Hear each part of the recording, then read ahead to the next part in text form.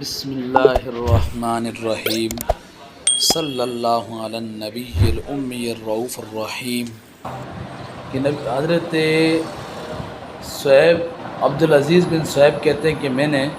سنا حضرت انس رضی اللہ تعالیٰ عنہ کو کہتے ہوئے کہ نبی اکرم صلی اللہ علیہ وسلم جب داخل ہوتا ہے خلا میں،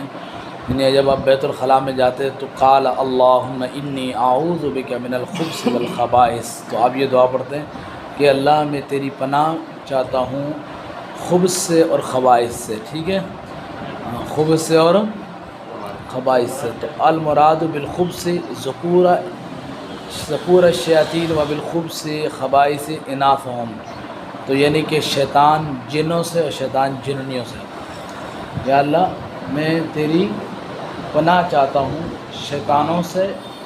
شیطانیوں سے،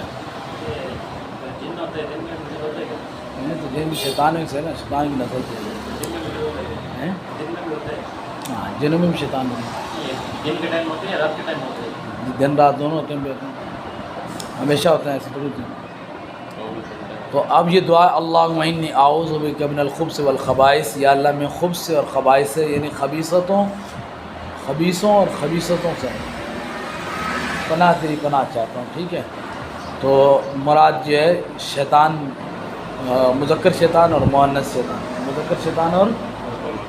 خبث سے مراد مذکر شیطان، خبائث سے مراد مؤنث شیطان۔ تابع ابن عرعرہ، ابن عرعرہ نے اس کی مطابقت کی، یعنی انہوں نے بھی اس طرح کی روایت ہے۔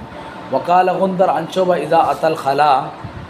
غندر نے شعبہ سے روایت کیا کہ آپ جب خلا آتے، وقال موسیٰ نے کہا حماد اذا داخلا، انہوں نے اذا اتا خلا کے لفظ لائے اور انہوں نے اذا داخلا خلا کے لفظ لائے، ٹھیک ہے، مفہوم دونوں کا ایک ہی ہے۔ وقال سعید بن زید حدثنا عبدالعزیز اذا اراد ان يدخلا، اور سعید بن زید نے یہ الفاظ لائے کہ اذا اراد، جب آپ ارادہ کریں، جب آپ ان يدخلا، یعنی جب آپ بیت الخلاء میں داخل ہونے کا ارادہ کرتے ہیں۔ تو خلاصہ کلام جو بھی ہے وہ یہ ہے کہ بیت الخلاء جانے کی دعا کیا ہے۔ اگر انسان رفع حاجت کے لیے جاتا ہے تو رفع حاجت میں جانے سے پہلے یہ دعا پڑھ لے، اللہم انی اعوذ بک من الخبث والخبائث، اے اللہ میں تیری پناہ میں آتا ہوں خبیث شیطانوں سے اور خبیث شیطانیوں سے، ٹھیک ہے۔ تو یہ دعا، اچھا یہ دعائیں جتنی بھی ہیں جسم کو برہنہ کرنے سے پہلے، اور وہ جو مقام ہے بیت الخلاء کا خاص اس جگہ پر جانے سے پہلے، یعنی پاک جگہ پہ یہ پڑے گا۔